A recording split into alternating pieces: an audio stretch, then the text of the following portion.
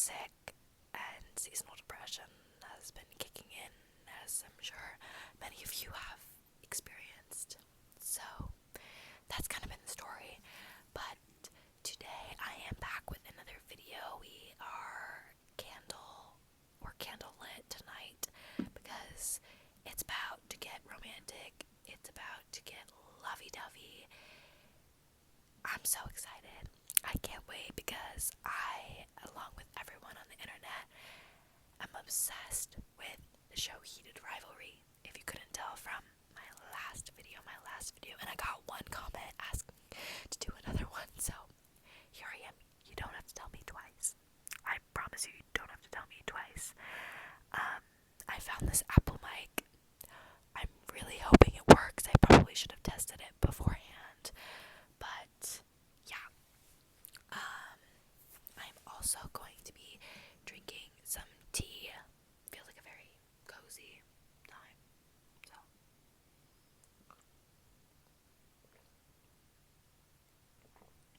this is out of my mug with all these cats on it. I think it's very cute.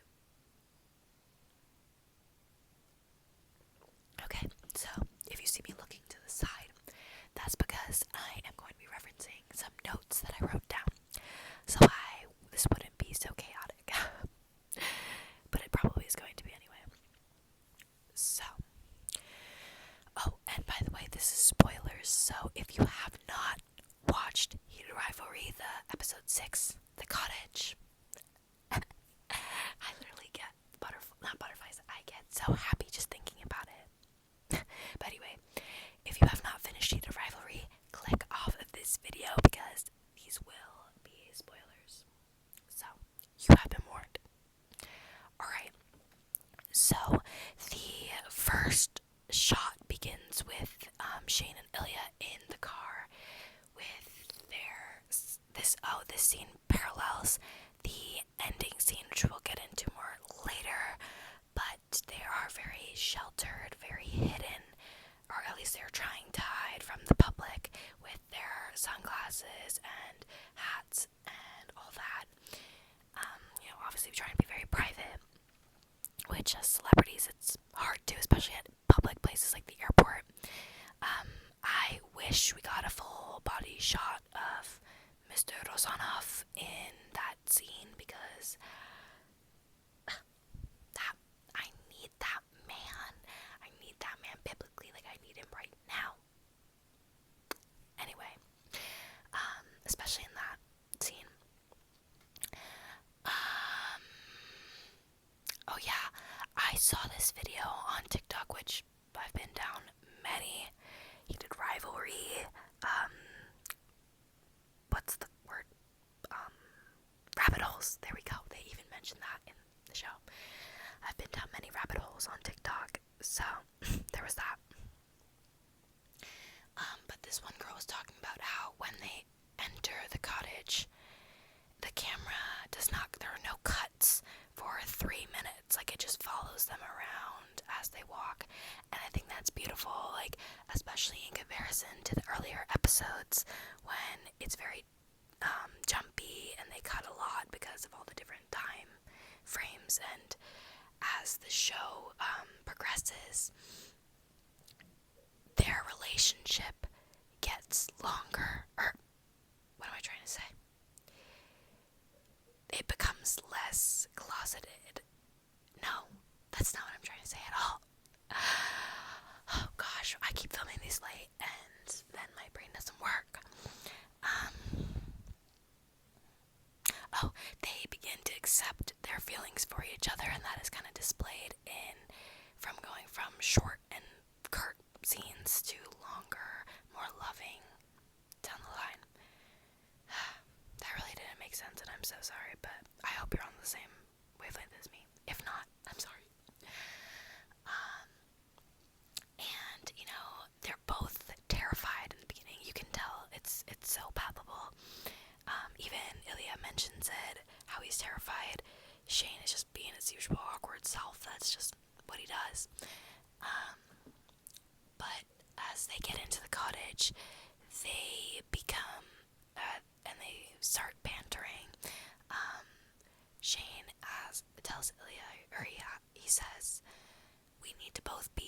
honest for these 2 weeks. Can we promise to be nothing but honest to each other? And after reading the books, oh no, I just read Eat a Rivalry. I forgot to mention. I read that and I'm on the long game right now. But this microphone. After reading the Eat a Rivalry, you can tell that Ilya's inner dialogue, like, it's very conflicted in this moment. He wants to be honest with Shane, but he's afraid that he's gonna scare him away like he did with the whole tuna melt scene in episode 4. So, and also it's hard for him to be honest with himself. Like, he knows that he loves Shane at this point, but he really doesn't want to admit it.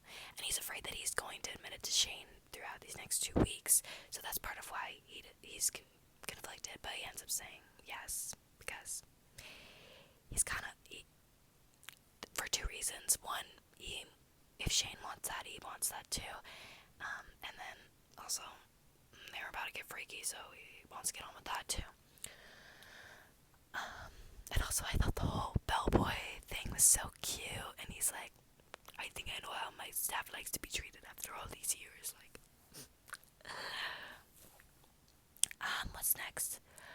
Oh yeah, so after that, they're eating dinner, and Ilya asks Shane about his family for the first time.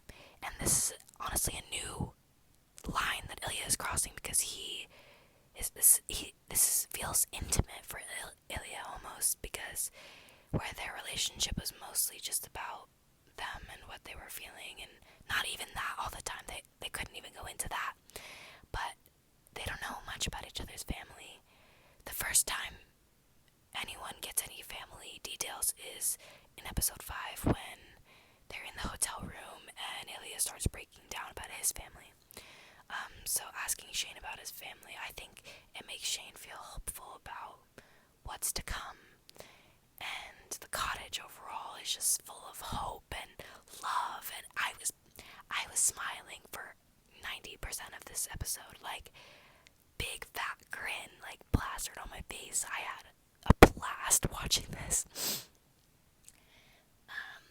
And yeah, so then, speaking of family, they go to Ilya talking about his mother, which is obviously a very sensitive subject for him. And he tells her, or no, he tells Shane how she died. Hold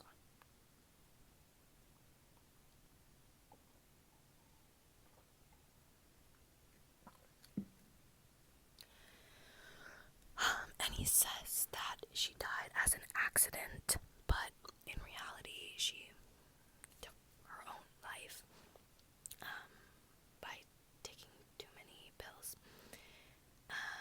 But he says that because that is what his father told him, that is what his family told him, that she died as an accident.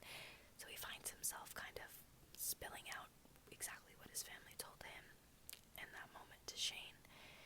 And he still feels so sad about it, and he misses his mom every day because, like he says, his mother was great, and he misses.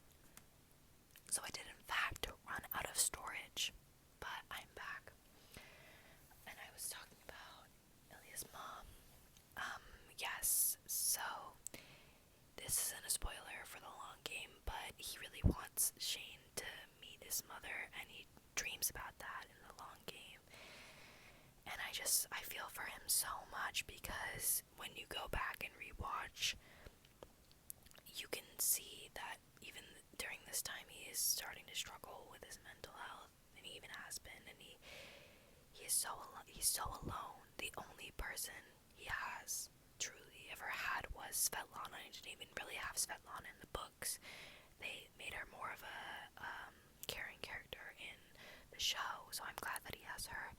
But in the books, he really only has Shane, and I don't think it's right to only rely on your partner, but he ends up, getting his family that he deserves, so I'm glad there's that. And then there's a scene of them playing soccer, and I really love that they added this in, which Shane's private hockey rink, but like we've all been saying, this show was made with $3, some cigarettes, and a dream. So they didn't have the money for that. But I think that just seeing them play soccer, like two average guys, really shows how their boyish freedom and that their playfulness and silliness, and just them being guys, and I love to see that. And I think that also ties into what a lot of people have been saying about women really this show really appealing to women, and that being that there's no gender role with a heterosexual relationship with a man and a woman, and the patriarchal stance that we've kind of fallen into, where that one person has to be inferior in the relationship, or I don't know, it's so much to even dive into, and I'm sure this isn't necessarily relaxing, but just seeing them being boys, like, really healed something in me, and also made me jealous of them in that sense. I can't explain it that much, but there's that. And then there is the scene where Ilya mentions that he could marry Svetlana, and it's so obvious that he is saying, Shane, marry me. Shane, I want you to marry me. I mean, obviously, that's in their ideal world. They can't necessarily do that. But it's insane because they're having this incredibly deep conversation. They're just touching feet on the sofa, like playing a little game of footsies. Like, what are we doing? No, but it's cute. And Shane's look of murder in that scene is hilarious, because he's like, he is jealous. Okay, he does not want him to marry a woman at all. And also, Ilya, when he was like, do you want to marry, or I don't remember exactly how it came up, but Ilya mentions that he has this problem. That's the line in the scene. And that immediately triggers back to Shane's mind of the scene with him and Rose, when they were talking about their sex life, and he's like, I know it's a problem, but we can get through it. And Rose tells him, a problem is something you can fix. You can't fix this. You can't fix you being gay, honey. Like, and so immediately Shane's brain is flashing like warning signs, like, oh no, he's gonna break up with me, like all this. By the way, these two, miscommunicator, final boss. Just communicate how you feel. So much could be avoided, but whatever, it makes for a good show, so. I better wrap this up because my storage keeps failing me. But I was saying that it strikes the problem, the whole thing brings him back to his conversation with Rose. Okay, I mentioned that. And so when Shane says, do you want this problem to go away? And Ilya responds with, I don't ever want this problem to ever go away. My heart, like, I love that. And they just looked so tenderly at each other, and it was so beautiful. And then we have the I love you confession, where Ilya first says it in Russian, like how he did in his big confession in episode 5. And he keeps saying this thing in Russian, and keeps saying it over and over, and Shane's like confused, and eventually he says that he loves, that he's like, I love you. And then immediately Shane looks at him as shocked, because he's not expecting that, and Ilya wants to take it back because he knows that he's just gonna leave, like in the tuna melt scene when he first opens up to him. But when he says it back, they both, and he says, does it kill you too? And then Ilya's like, not anymore, because he's accepted the fact that he loves him, and knows that the person who he loves him back, and that there's nothing better than that. I'm literally getting emotional thinking about this. I've reached a new level of crazy, I think.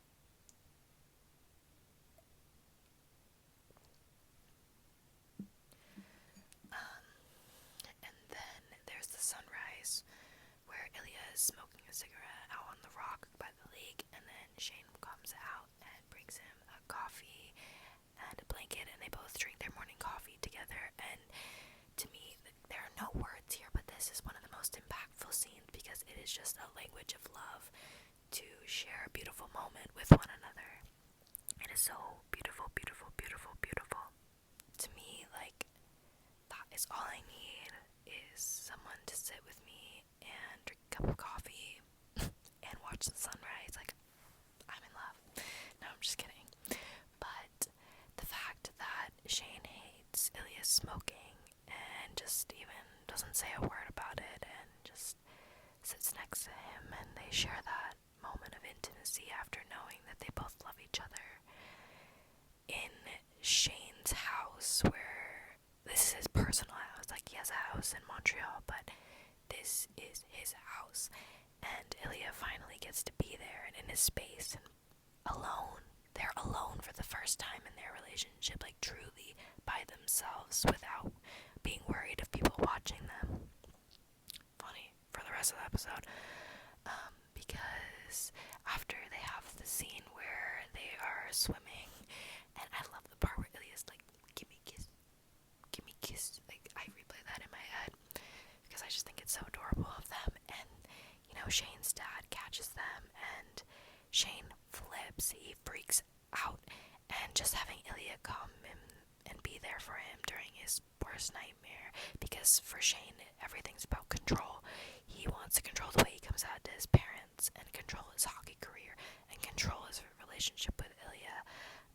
Well, actually, I think with Ilya, is that this is the first time he's letting go of control, where he's having Ilya take command, and he's listening to him and losing it. So he's learning how to lose control, but it's hard for him. And you know, Rachel Reed has confirmed that he is autistic, and so it's hard for him, because everything in his brain is so compartmentalized, and he has a specific way he wants everything to go. Wow, my phone is truly on its last limit of storage, so I just want to say